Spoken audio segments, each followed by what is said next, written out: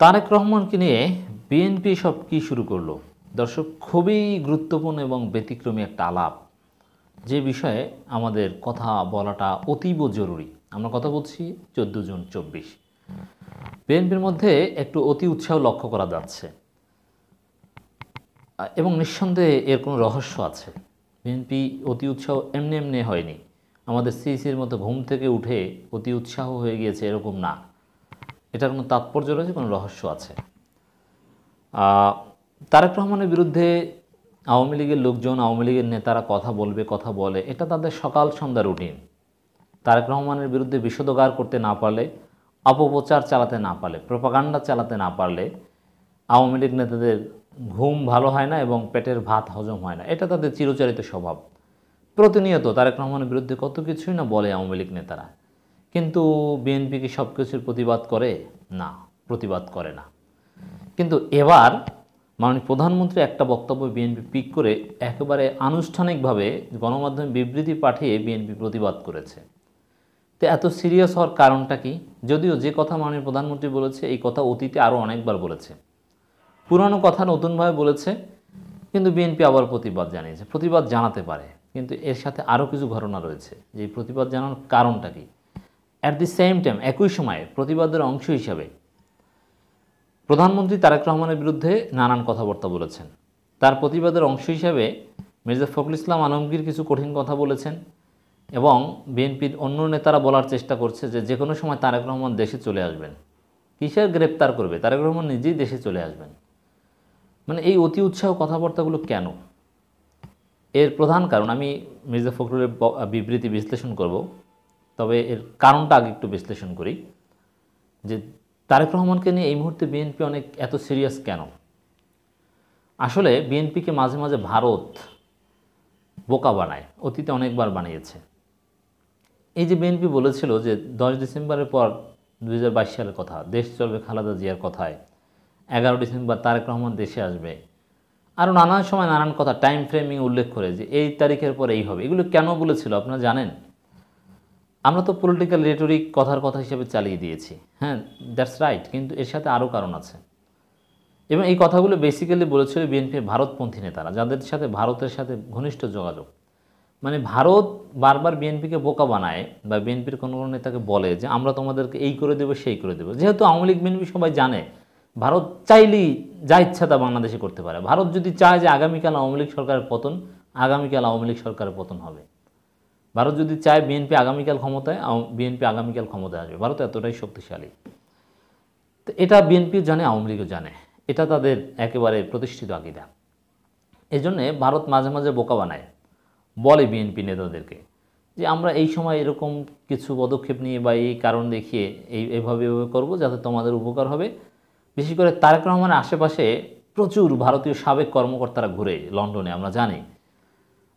নিয়মিত তারেক রহমানকে বুদ্ধি দেয়, কথাবার্তা বলে। ভারতের কংগ্রেস আমলের সচিব পর্যায়ে দায়িত্ব পালনকারী বেশ কিছু কর্মকর্তা, পররাষ্ট্র মন্ত্রণালয়ের কর্মকর্তা, সাবেক কিছু রাষ্ট্রদূত, এরা ইউকেতে নিয়মিত লন্ডনে তারেক রহমানের আশেপাশে ঘুরতে থাকে, নানান বুদ্ধি দেয় এবং ভারতপন্থী বিএনপি নেতাদের সাথে নিয়মিত যোগাযোগ করে। এই তথ্যগুলো আমরা জানি। তারা বলে যে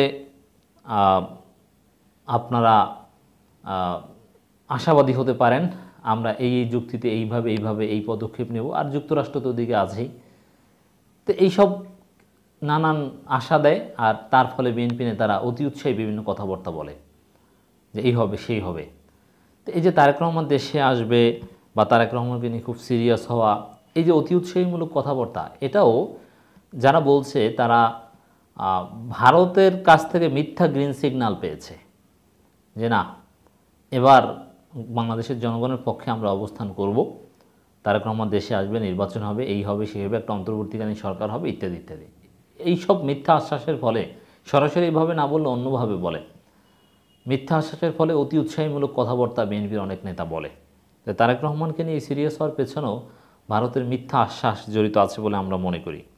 সিরিয়াস তো হতেই হবে, কারণ তারেক রহমানই বিএনপির মূল নিউক্লিয়াস। কিন্তু অতি উৎসাহী হওয়াটার কথা বলছি আমরা।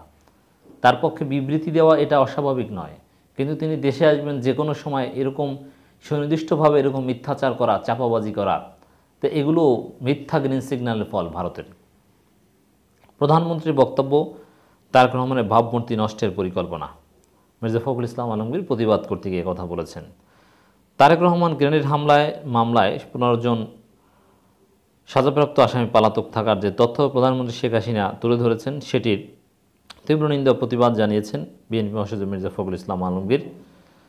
প্রধানমন্ত্রীর তথ্যের সমালোচনা করে তিনি বলেছেন, 21শে আগস্টের গ্রেনেড হামলার রাজনৈতিক উদ্দেশ্যপ্রণীতভাবে তারেক রহমান সহ বিএনপির কয়েকজন নেতাকে যুক্ত করা হয়েছে। তারেক রহমানের ভাবমূর্তি বিনষ্ট করার এটি একটি সুপরিকল্পিত ষড়যন্ত্র।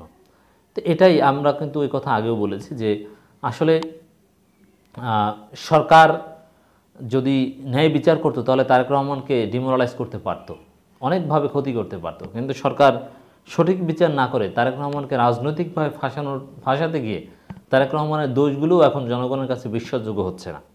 তারেক রহমানকে ন্যায় বিচার করলে তারেক রহমান অনেক ভুল ত্রুটি খুঁজে বের করতে পারত, তো রাজনৈতিক বিচার করেছে, এ কারণে তার ভুলগুলোও এখন জনগণের কাছে বিশ্বাসযোগ্য নয়। তিনি এখন জননেতা, জনগণের আবেগ হচ্ছে এখন তারেক রহমান। গত বৃহস্পতিবার, একদিন পরে আমরা বিশ্লেষণ করছি, 13 জুন এক বিবৃতিতে বিএনপি মহাসচিব একথা বলেন। তিনি বলেন, জাতীয়তাবাদী নেতৃত্বকে দুর্বল এবং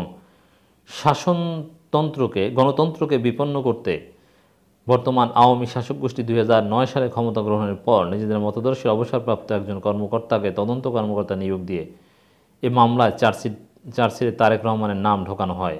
আওয়ামী লীগ ক্ষমতায় থাকার আগে তাদেরকেই আন্দোলনের ফসল 111-এ সরকারের সময়সহ 2 দফা তদন্ত চার্জশিটে তারেক রহমানের নাম না থাকার পরও তাকে জড়িত করা সম্পূর্ণভাবে আক্রোশের বহিঃপ্রকাশ। তো এরকম বিতর্কিতভাবে তারেক রহমানকে 21 আগস্ট গ্রেনেড হামলার মতো একটা স্পর্শকতার বিষয়ে জড়িত করার ফলে আসলে সরকার নিঃসন্দেহে তারেক রহমানের বিরুদ্ধে যে তাদের রাজনৈতিক আক্রোশ পূরণ করতে যাচ্ছে এটা প্রমাণ হয়েছে।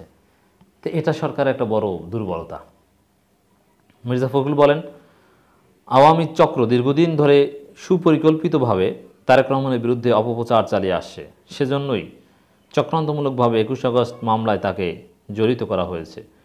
বাংলাদেশের আইনের শাসনের অনুপস্থিতিতে সত্যের জন্য, সম্মানের জন্য, আত্মমর্যাদার জন্য সুশীল ভদ্রলোকদের সমাজে টিকে থাকা অসম্ভব করে তোলা হয়েছে। তাই তারেক রহমানের বিরুদ্ধে তো এইগুলো করেছে। আর জামায়াতের সেই মাওলানা সাইদি, নিজামী, এদের মতো, আল্লামা সাইদির মতো নেতার বিরুদ্ধে কি না অপবাদগুলো দিয়েছে সরকার। তো এই সরকার কি পারে, আল্লামা সাইদির ইস্যুটা দেখলেই বোঝা যায়। এবং সরকার যতই অপবাদ দিক বা অভিযোগ করুক বা আদালতের মাধ্যমে একেবারে প্রমাণ করুক, আপিলের ডিভিশনের মাধ্যমেও প্রমাণ করুক, কিন্তু জনগণ যে মোটেও বিশ্বাস করে না তার প্রমাণ হচ্ছে আল্লামা দেলোয়ার হোসেন সাইদি সাহেবের বিরুদ্ধে অভিযোগ করলেও আওয়ামী লীগের লোকজন বিশ্বাস করে না, অথচ আপিলের ডিভিশনে কিন্তু প্রমাণ করে দেওয়া হয়েছে। বুঝতে পারছেন তো? তো তারেক রহমানের ক্ষেত্রেও সেম। তিনি আরও বলেন, দেশে সুশাসন, ন্যায় বিচার থাকলে লুটেরা, টাকা পাচারকারী এবং ক্ষমতা ঘনিষ্ঠ ঋণখেলাপিদের আইনের আওতায় এনে শাস্তি কার্যকর করা হতো, অথচ তারাই দাপিয়ে বেড়াচ্ছে। বিএনপি মহাসচিব বলেন, জাতীয়তাবাদী শক্তির প্রতীক ও চলমান গণতান্ত্রিক আন্দোলনের প্রধান নেতা তারেক রহমানকে গ্রেপ্তারের হুমকি গণতন্ত্রকামী জনগণের বিরুদ্ধে যুদ্ধ ঘোষণা বলে আমি মনে করি। আমি বিএনপির ভারপ্রাপ্ত চেয়ারম্যান তারেক রহমানের গ্রেপ্তারের হুমকির তীব্র নিন্দা প্রতিবাদ জানাচ্ছি। যদিও গ্রেপ্তার করতে পারবে না এটা জানে, বিএনপি জানে, এরকম অতীতে আরও কথা হয়েছে, তারপরও বিএনপি ভারতের মিথ্যা আশ্বাসে তারেক রহমানকে নিয়ে একটু সিরিয়াস হচ্ছে। দুদুসাহেব বলছেন যে কোনো সময় তারেক রহমান দেশে আসবেন, এগুলো চাপাবাজি। আর মানে সত্য কথা বলতে হবে, কিন্তু অতি উৎসাহী হওয়া যাবে না এবং মিথ্যা বলা যাবে না।